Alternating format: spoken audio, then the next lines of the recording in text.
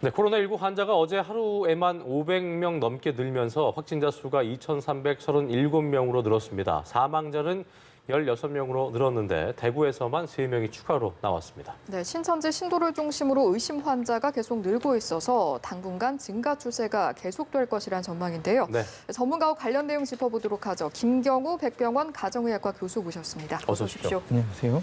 예, 저희가 어제까지 들어온 걸 얘기했고 잠시 뒤에 저희가 앞서 보도해드린 대로 그 밤사이 추가로 발생한 코로나19 확진자에 대한 환자 현황을 저희가 발표해 드릴 텐데 잠시 후 정리를 좀 해드리도록 하겠습니다. 일단은 2,337명, 예, 밤사이 그러니까 571명이 이제 하루 동안 는 건데 가장 많습니다. 현재까지의 그 증가 추이를 좀 먼저 여쭤봐야겠네요. 예.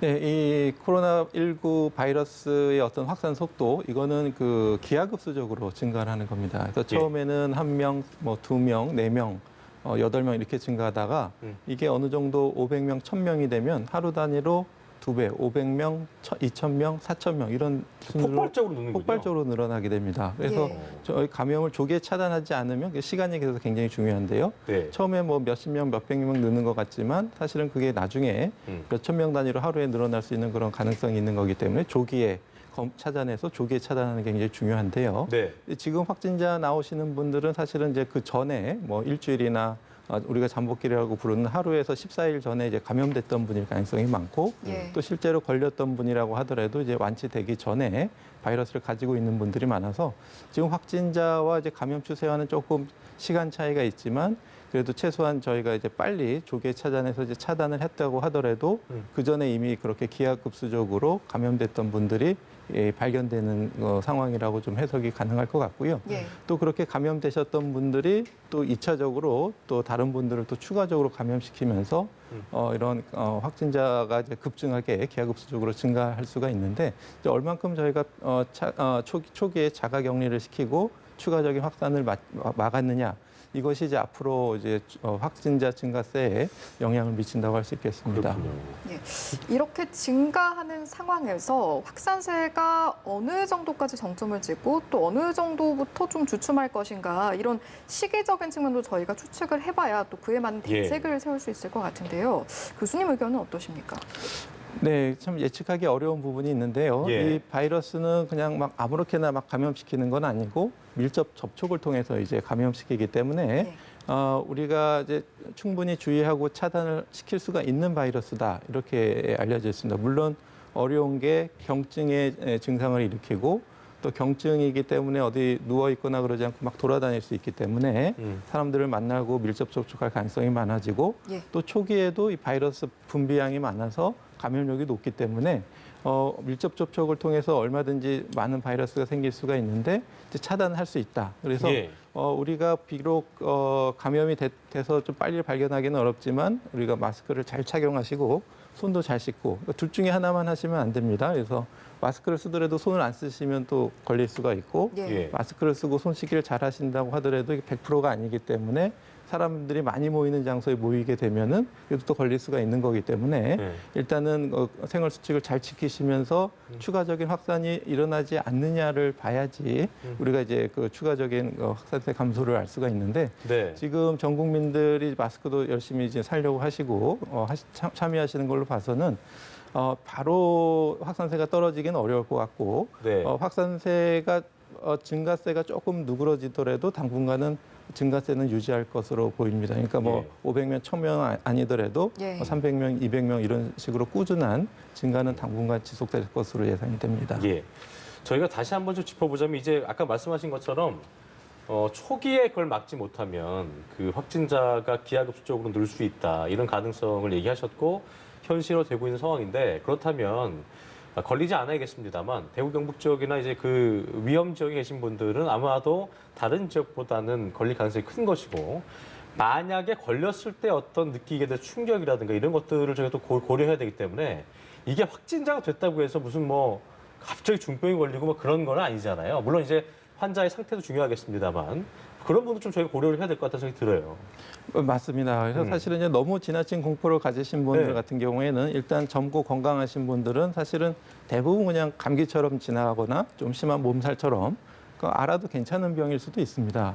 걸려도 그렇게 괜찮은. 네. 있다가 그냥 자가치유가 될 수도 있는 그렇습니다. 부분인 자가치유가 거죠? 될 수 예. 있는 부분에 대부분은. 근데 문제는 나만 걸리는 게 아니고 이것이 이제 다른 사람을 전염시킬 수 있고 그러다 보면은 이제 가족 중에 어르신이라든지 또 기저질환이 있는 분들이 걸릴 수가 있는 게 문제가 되겠고 예. 또 특히 이제 의료기관에 이런 전염이 되면은 다른 기저질환이 있으신 분들이 또 걸릴 수가 있기 취약할 때문에 수 있다. 취약할 수 있기 때문에 사실은 걸려도 되지만 이 다른 사람들이 전염되는 게 이제 가장 큰 문제가 될 수가 있는 병이라고 할 수 있겠습니다. 그렇군요. 예. 그래서 저희가 좀 드릴 수 있는 말씀이 대구 경북 지역을 중심으로 확진자가 폭증하고 있는 상황인데 절반이 넘는 환자가 입원을 하지 못하고 병세가 악화된 사례가 늘고 있다고 합니다. 안타까운 상황인 건데요.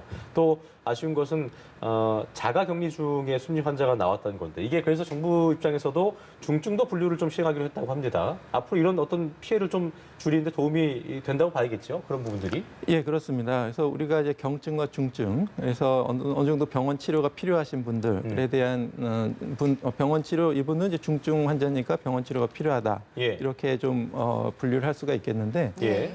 그게 좀 애매한 부분이 있었습니다. 그래서 이번에 이제 맥박수라든지 호흡수, 그러니까 폐렴이 어느 정도 진행됐느냐에 따라서 어떤 기준을 만들었는데요. 이제 이 기준은 이제 중증도입니다. 지금 현재 환자가 얼마만큼 심각한가 거기에 대한 중증도가 되어 있고 또 이제 추가적으로 이 환자가 현재는 경증이지만 앞으로 중증으로 갈 위험이 얼마나 높은가. 그러니까 예후 추측 인자, 뭐 연령이라든지 기저질환 이런 것들을 판단해서 이 사람은 지금 증상이 경하지만 좀 병원에서 좀 면밀한 관찰이 필요하다. 이렇게 입원을 시키는 기준까지 좀 추가돼야 될 것 같고요.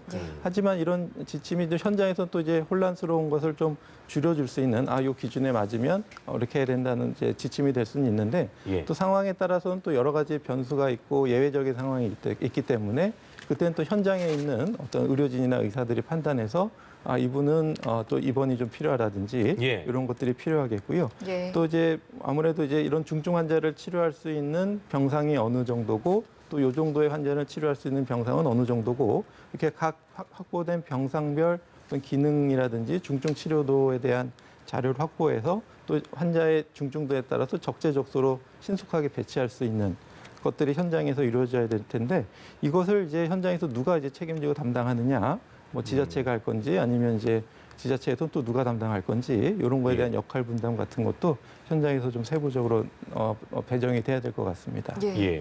말씀해 주시는 사이에 저희가 이제 추가 확진자와 관련해서 속보가 들어와서 좀 전해드려야겠는데요. 네. 2,337일에서 594명이 추가가 됐습니다. 그래서 그렇습니다. 총 2,931명이 확진이 되는 그런 상황이 되는데요. 예. 이제 말씀해 주신 것처럼 일단은 증가세로 보이지만 언제까지 지속될지에 대해서는 저희가 좀 더 두고 봐야 하는 부분이겠죠. 네, 그렇습니다. 그래서 저희가 희망하기는 좀 아무래도 이런 폭발적인 증가세를 좀 낮춰서 네. 그리고 저희가 좀 준비할 수 있는 시간, 그러니까 우리가 좀 최악의 시나리오까지 가능해서 예상해서 그러니까 이 정도의 중증 환자가 발생했을 때 우리가 어느 병상에는 이런 환자를 배치하고 이런 것들에 대한 좀 시나리오를 가지고 최악의 네. 상황에 대한 준비가 좀 필요할 것 같습니다. 그래서 예. 대구에서도 물론 최선을 다하고 있지만 이제 갑자기 너무 예상했던 것보다 많은 환자가 발생해서 또 병상 수가 좀 확보가 좀 급하게 필요하다 이런 혼란이 생길 수가 있기 때문에 물론 우리 지금은 아직 진짜 전국적으로 이런 폭발적인 증가세가 있을 가능성은 적지만 준비는 좀 하고 있어야 될 것 같습니다. 예. 여러 가지 경우의 수를 상정을 하고 대비를 하는 게 지금 굉장히 중요하다라고 볼 수가 있겠는데 그런 차원에서 지금 새로운 경우의 수로 한 가지 나온 것이 국내에서 처음으로 퇴원을 했다가 다시 발병하는 재확진 사례가 발생을 했단 그렇습니다. 말이죠. 그런데 또 이 부분에 대해서는 완치 후 재감염으로 최종 판정을 좀 더 지켜봐야 한다고 하더라고요. 예, 추가적인 역학조사가 좀 필요할 것 같고요. 예. 아마 지금까지 알려지기로는 이분은 계속 자택에만 있었고 외부 접촉이 없었다고 하시는 걸로 네. 봐서는 다른 접촉은 없었던 것 같은데 좀 추가 조사가 필요할 것 같고 글쎄 여러 가지 가능성이 있겠는데 이제 해외에서도 이런 사례가 있었는데 근데 해외에서는 조금 다른 사례로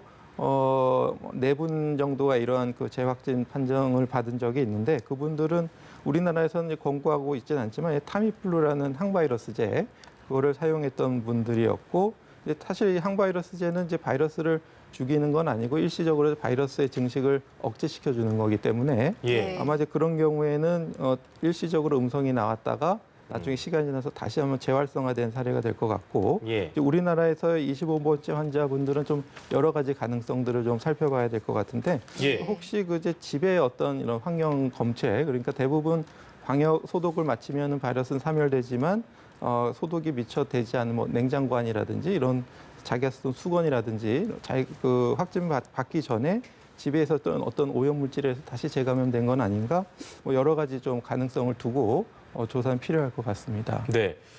자, 저희가 다시 한번 그 말씀드리겠습니다. 밤새 추가 확진자가 저희가 앞서 이승희 앵커가 얘기한 대로 594명이 추가가 됐고요. 국내 확진자가 이로써 총 2,931명이 됐는데 어제 오전에 비해서 저희가 이제 오전 오후로 올라오기 때문에 이게 오전에 지금 나온 걸로 594명이면 아까 말씀하셨던 것처럼 이게 뭐 이런 말씀을 드리긴 좀 뭐합니다만 이게 한 자리, 세 자릿수가 아닌 또 뭐 네 자릿수가 될 수 있거나 그런 상황도 배제할 수는 없다는 말씀이신 거죠? 그렇습니다. 그런 일이 일어나지 않기를 바라야 되지만 준비는 그렇죠. 해야 될 것 같습니다. 시나리오를 가지고 대비는 해야 된다. 그렇죠. 그런 상황이 생기면 누가 어디서 어떻게 어떤 역할을 맡을지 이런 거에 대한 대비는 필요할 것 같습니다. 예. 그렇군요.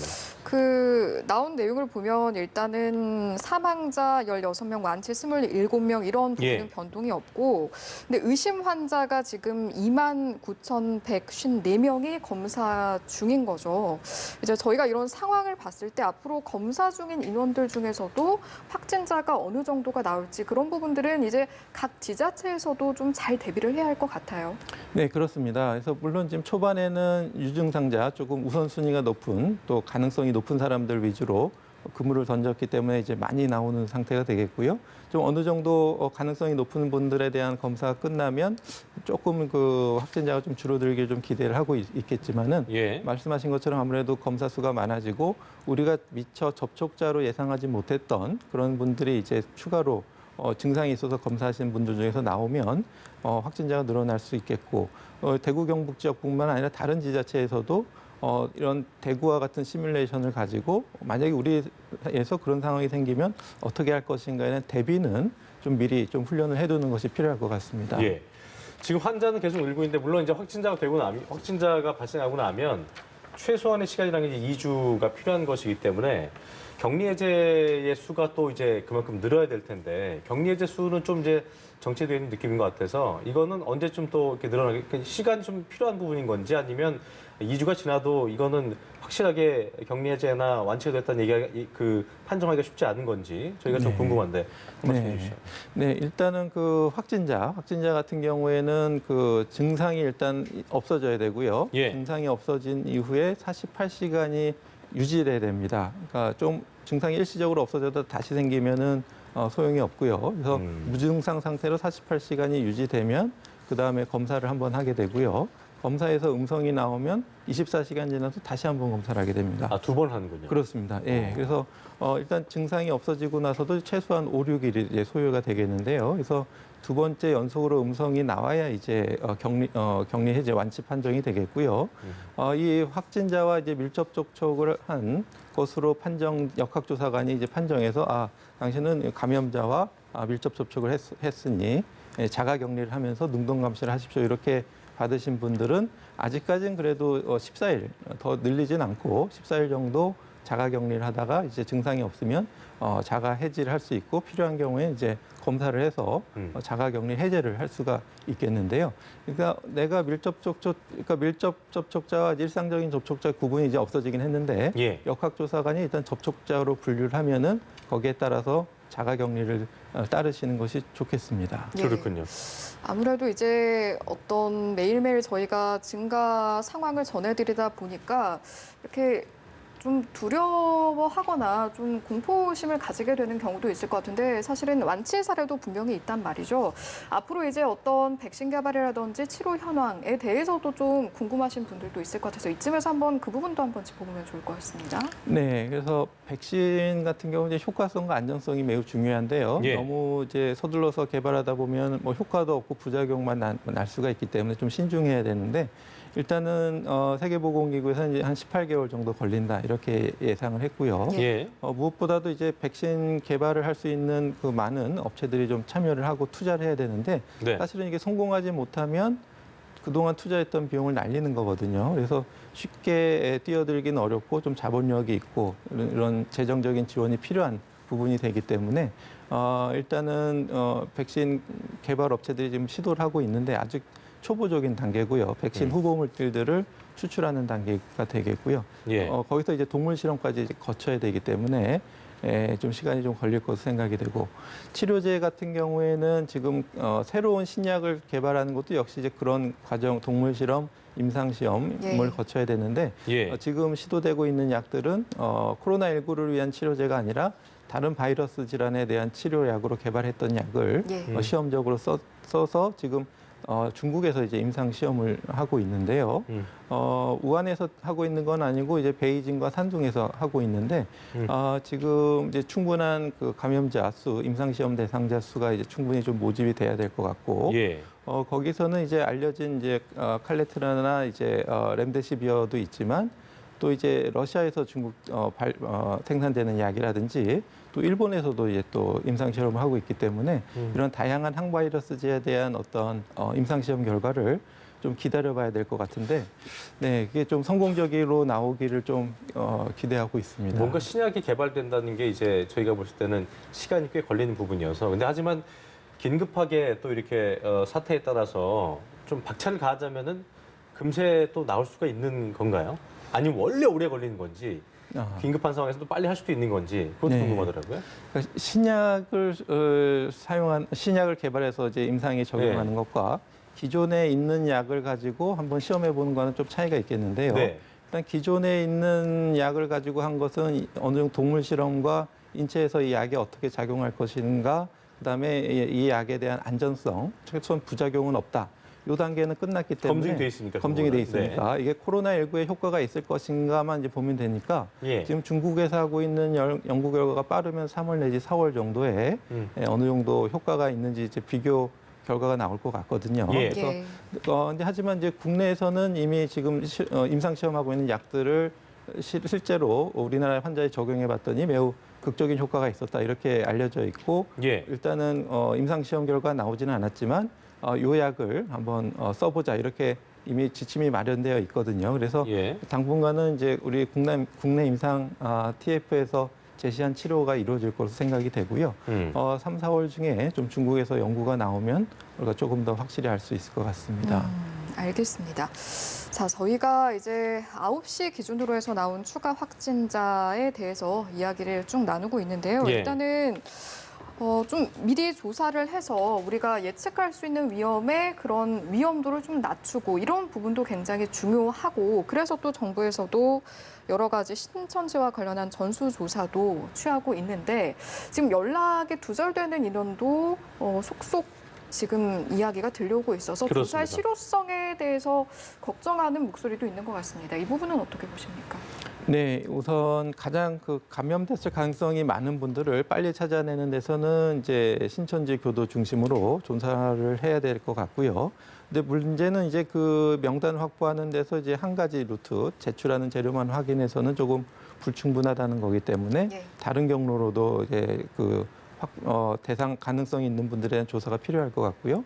또 제출되지 않은 자료에 대해서는 이제 공권력을 동원해서라도 추가적인 확보를 하는 것이 필요할 것 같고 또 그런 그런 분들이 모이는 어떤 밀집한 은밀한 장소가 있다면은 이것들을 이제 찾아내는 데는 어떻게 보면 그 각 지역에 있는 주민들의 어떤 제보라는 것이 또 도움이 될 수도 있을 것 같습니다. 그래서 저쪽에는 이런 사람들이 많이 보인다라는 우리가 모르는 것들이 있다면 조금 제보 같은 것도 좀 확인해 볼 필요가 있을 것 같고요. 그래서 여러 경로를 통해서 이분들의 어떤 감염 가능성에 대해서 확인하는 과정은 필요할 것 같습니다. 자, 저희가 아직 지역별 현황이 지금 이제 나온 것 같은데 일단 대구 경북 지역이 536명이 추가적으로 발생을 했습니다. 일단 이 지역에 대한 어떤 위험도라든가 이런 것들이 좀 커진 상황인데 2,500명을 넘긴 것이고요. 그러니까 여기에 80~90%가 좀 집중이 좀 돼 있는 상황인 건데 일단 정부 입장에서는 안간힘을 쏟고 있는 상황이고 뭐 확인되는 대로 자가격리 내지는 또 병상으로 옮기고 있는 상황인데 지금 상황에서는 이게 늘어나는 거를 어떻게 막는다, 더 줄인다 이거를 또 확정할 수는 없는 상황인 거죠. 그러니까 이게 늘어나도 일단은 손을 쓸 수 있는 데까지 쓰겠습니다만 더 이상 어떻게 할 수가 없다라고 좀 봐야 될까요? 어떻게 좀 봐야 되겠습니까? 네, 그 이제 한 가지 희망적인 거는 그 이 바이러스의 전파 경로를 우리가 알기 때문에 예. 물론 예외적인 경우도 일부 있겠지만 네. 전파 경로를 알기 때문에 그 전파 경로를 막으면 우리가 바이러스 확산을 제한할 수가 있습니다. 그렇기 때문에 이게 막 부지불식간에 막 퍼지는 건 아니고 밀접 접촉을 통해서 감염되는 거기 때문에 비말 감염 그렇기 때문에 일단 최대한 이런 그 집단 밀폐된 공간에서 집단 모임을 좀 피해야 되고 예. 이제 손 씻기를 잘 하시면서 동시에 마스크 착용도 잘 하셔야 되고요. 마스크를 잘 쓰셔도 걸릴 수가 있습니다. 왜냐하면은 어느 정도 가려지지만 옆으로 들어오는 공기가 있기 때문에 그렇기 때문에 또 밀접한 장소에 여러 명이 모이는 장소는 피해야 되겠고 무엇보다도 이제 발열 호흡기 증상이 물론 경증이라고는 하지만은 그래도 열이 나고 호흡기 증상이 있으신 분들은 또 물론 코로나19가 아닐 수도 있지만 코로나19가 아니라는 것을 확진할 수 없기 때문에 예. 일단은 방역 당국에서 지침처럼 당분간 외출이나 출근, 학교 나가는 것을 자제하시고 집안에 머무시면서 증상을 좀 관찰하시는 것이 필요하겠습니다. 그렇군요. 예, 알겠습니다. 저희가 지금 지역별 상황이 현황이 좀 이제 나왔습니다. 들어오고 예. 있어서 좀 전해드리면 일단 대구 같은 경우에 476명, 경북 60명 추가가 돼서 누적을 하면 2,055명인 상황이고요. 그렇습니다. 또 충남 같은 경우에는 13명, 서울, 부산이 각 12명, 경남이 10명 추가가 됐고 네. 경기 같은 경우에는 4명, 울산 3명, 충북과 전남은 각 1명씩 이제 추가가 된 상황이라고 예. 볼 수가 있겠습니다. 일단 국내 사망자는 모두 16명, 추가 사망자는 없는 상황이고요. 완치는 27명, 사망자와 완치자는 변동이 없는 상황인데 저희가 아까 이제 사망자에 대한 얘기를 했었는데 연령별로 보면은 5, 60, 70, 그러니까 5, 60대가 가장 많았고, 그러니까 5, 6, 70대에 좀 집중이 되어 있는데 기저질환자 이외에는 이게 뭐 치명적이거나 상황이 더 악화된다거나 그러기 쉽지 않은 건가요? 연령이 또 하나 있겠습니다. 나이 자체가 그래서 일단 그러니까 기저질환이 없다 하더라도 그렇습니다. 네, 그래서 왜냐하면 또 연령이 있으신 분들은 걸려도 증상이 또 좀 모호할 수가 있습니다. 그러니까 열이 나고 기침을 나시는 게 아니고 약간 뭐 식욕이 없다, 어지럽다 이렇게 뭐 가슴이 아프다 이러실 수가 있기 때문에 그런 분들은 좀 오히려 늦게 발견되는 수가 있습니다. 그러니까 무조건적으로 폐질환 증상으로 나타나는 건 아니군요. 그렇습니다. 특히 이제 연령이 많으신 분들은 그래서 또 이제 또 이런 증상이 좀 애매모호할 수가 있기 때문에 예. 좀 늦게 발견되고 또 좀 추가적인 그 합병증이 진행된 다음에 이제 발견되는 수가 많기 때문에 예. 아무래도 이제 기저질환도 중요하고 연령 자체도 좀 주의 깊게 봐야 되는 위험 요인이 되겠습니다. 예, 알겠습니다. 그다음 내용은 여기서 좀 마무리를 해야 할 것 같습니다. 네. 김경우 백병원 가정의학과 교수와 함께 했습니다. 고맙습니다. 감사합니다.